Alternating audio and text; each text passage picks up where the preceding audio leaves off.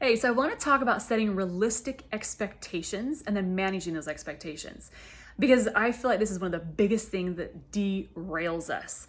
And I just don't, I think we overlook it or we don't talk enough about it because this is a mindset game, right? We are the only ones that tank ourselves. Think of all the times you've started and stopped different exercise programs or different types of eating or cutting calories or whatever we've done. It's us. We end up feeling overwhelmed, defeated. I can't do this.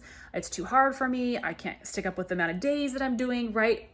I think a lot of that is because we take on too much too fast and we don't give ourselves grace of I'm doing the best I can, or the fact that weeks change and your plan has to change. That's the biggest thing. So I want to talk about how we adjust our plans week by week and then where to start if you're a beginner. So for instance, every Sunday, I sit down and I look at my upcoming week. There are days that I don't have as much going on. It's a normal, boring week, and I can get all 6 of my lifts in.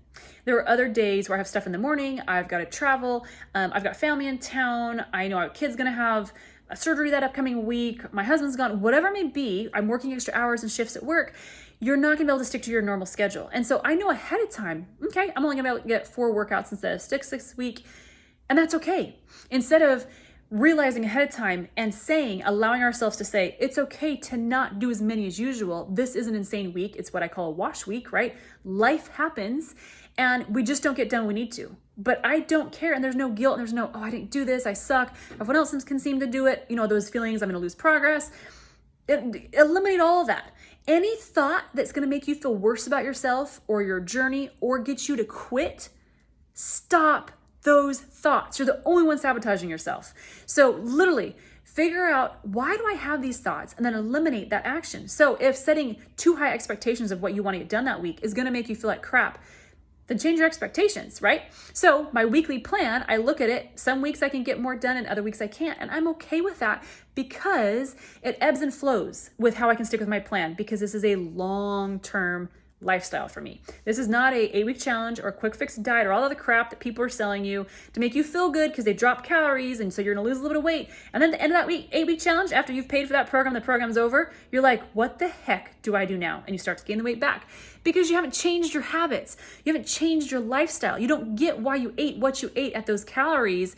It made you feel good for a few minutes, but then it's terrible. And I feel so bad as a coach because I get you to my program and they're like, I feel like a failure over and over again. I don't know what to do long term. And so that's why I always talk about small habit changes with realistic expectations. So back to Sunday, plan your workouts accordingly. Don't set yourself up to do 5 workouts when you actually know you're not going to do 5 workouts. Tell yourself, okay, I got 3 this week. I'm going to kill those 3. Don't think twice about it. You're not going to ruin progress. It's okay if you don't hit all muscle splits. You're going to continue this long term with this healthier attitude because it's maintainable, right? Maintainable is the big thing. Then look at nutrition. Okay, how is my nutrition going to be on this week? Crap, we're going camping. There's no way I can take up my freezer meals that I use. I can do my meal prep. I can do this or this or this. And so I do the best I can in trying to come up with healthier foods and kind of keeping me where my calories are. But I'm going to have some snacks and s'mores and whatever it may be. And that's okay. It is a couple days out of 1 week out of 52 weeks. So I just know, okay, so this week I might come home a little more bloated. Don't care. I know that this is upcoming. I have prepared myself for that. Maybe I'll have a few less snacks earlier in the week to compensate for what's happening later in the week. You just look at that, but understand you're aware because you have the expectations of what that week brings. And then I don't feel bad if I have a s'more that night. I enjoy it, right? Because I want only feelings that make me feel better about myself because I know I'm making the healthiest choices I possibly can. So you plan and prepare for it. If you are new to exercising or to nutrition and you're like, hey, I'm just starting my journey, where do I start? This is probably the hardest thing because you buy a program and it's like 5 days, or someone tells you, which we have to count calories and count macros. And so you jump in with this huge undertaking of trying to count macros, which is like a part-time job when you don't even really understand what macros are or how they impact your body, what it does to your body, or where your macros should be. Some stranger online said, do this, right? When we just focus on those numbers or we just focus on hitting something, we miss the habit changes, right? You have to be able to change your habits because that's what's going to keep you long term. Who's ever done an 8-week challenge and you lose a little bit of pounds because you've cut your calories because you've done what this person said to do, but you've no clue at the end of the weeks what you really did because you either followed a meal plan or you just cut following this calorie number. And then it ends and you gain the weight back. And then you feel like crap because it's like, I could do it, but what's wrong with me now? And it's because you didn't take time to actually change the habit that had put you overweight in the first place or lack of muscle. And then now gotten to a point to where you've dropped some of that weight or added more muscle. You just have followed what something said or hit a calorie number, but the habits didn't change, right? So you're hitting macros or calories are just a reflection of your habits. So I always say focus on the habits and start small. I don't suggest jumping in and starting with macros. I don't suggest jumping in and just starting with calories. I suggest doing a food plan, a journal for 3 days, Thursday through Saturday, to figure out where you are. You have to have a snapshot of what you're currently doing that has led you to your current habits that have led you to the body you're in right now, how you feel and how you look. Can't change anything if you don't know what you're currently doing. So then you have a list of your food journal of all the habits that aren't good. And then you can look back and say, okay, which ones can I, with manageable, like being able to manage my expectations, what and how many can I handle this first month? That's a long list of things to change, right? So now we're not looking at changing a calorie number we're hitting. We're looking at changing our actions that lead us to what that number is, because the calorie number is just a reflection of what you're eating. So you have to have right expectations. So from this food journal, only pick 2 or 3 things. I always suggest just start with protein. If you can hit your protein every day within 5 grams, then track calories. If you can do that within 10, 15 grams every day, then track macros, because I want you to thoroughly understand protein. I want you to research, look at labels through the grocery store, figure out what snacks you like best, which ones fill you up more than others, increasing serving sizes at meals, ask people, YouTube, find a coach, talk to people about how do you hit protein. And then you've mastered that habit. You've made it a part of your life to where you just now know, oh, this, and this food I like, they respond well to my stomach, they fill me up, I'm noticing gains. You've mastered and changed your habit of going from 60 grams of protein to now 145, right? And it's not overwhelming because think of it as I have to change a habit. I don't have to just hit this by tomorrow. I'm going to give myself a month and a half to work on this habit and have it permanently there. Then once you figure that one, right? So now I'm managing my expectations better because I didn't expect to hit my habit and hit my protein grams within 3 days. I gave myself a realistic number. I think within 6 weeks, I can educate myself enough and be consistent enough to see it.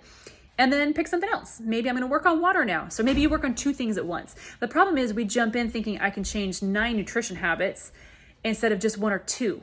And then we have all those negative feelings and thoughts that we're failing and we're not where we should be. So please start with a manageable number and thoroughly research it. I don't care about the scale. I don't care about your calorie number in the beginning. I care that you are looking at serving sizes and moderation and stopping when you're full and satisfied, not stuffed, right? Those are habits, because those habits, when you overeat and eat the whole plate, because you've got a bad habit of having to overeat, that's when our calories are above and we gain body fat. So see how that is a difference of I'm looking at what I'm eating and watching what I'm eating and being mindful of it. So in time, like where I am now, I'll go get a shake and I only need to eat a quarter or half of it and I feel totally full. And now I'm not over binging and I have a balance of foods. There's no cheat meals, there's no restrictions. I have a healthy relationship with it and I'm able to keep the physical body and how I feel good in check. I worked on that habit for a long time. That's how I've been able to sustain this. If I had just jumped to I'm just going to hit a certain calorie number, not understanding any of my habits that have led me to where I am or what I need to do really change to hit that number, I'd have been screwed a long time ago. So on Sunday, pick what you want to focus on. Not necessarily just hitting a calorie number, but the habits that lead you to hitting that calorie number. And maybe 1 or 2, but only do things that make you feel good about yourself and gain confidence. So if you're starting to feel negative or like feelings of despair or I got to quit or this is too overwhelming, you got to scale back on your habits because you're the only one setting yourself up to feel that way, right? Work on one thing. I took 4 months and just focused in the beginning of cutting out sugar, chips, treats, sugar. That's it. I didn't look at my calories. I didn't look at my protein. I didn't look at my meals or time of day. I just cut out snacks because that was an obvious one. I knew I'd lose weight if I cut out my 800 extra calories of grazing, right? That's all I did for four months. It wasn't even until like a year I actually looked at the content of my dinner and then started looking at calories because I knew this was a lifestyle change and it had to be habit-based and I had to have it at an expectation that I would feel good about myself and succeed.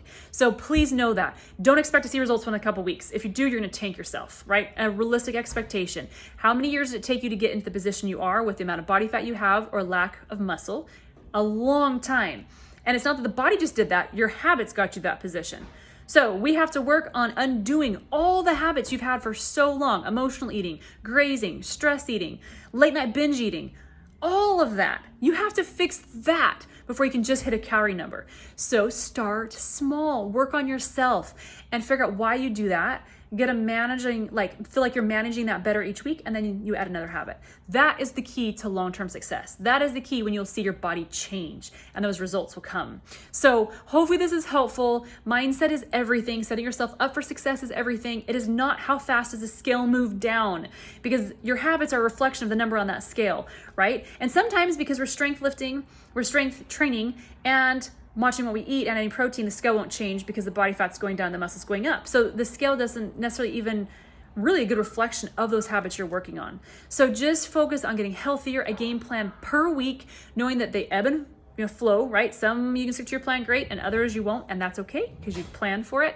Just do the best that you can and manage those expectations. So when you're on vacation, I know I'm gonna come back 7 pounds heavier from being bloated, and I'm okay. I know it's not body fat, and I did the best I could. I ate and enjoyed my vacation food because that's part of vacationing, and I'm just gonna go right back into my normal routine the second week. I knew and had those expectations before I left, so there's zero guilt or worrying about, I've ruined everything, these 5 pounds are fat. I logically know all that, and I set that expectation in the beginning. So I encourage you to do the same thing.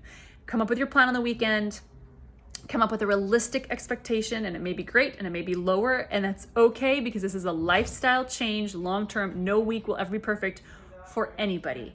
Just do the best that you can.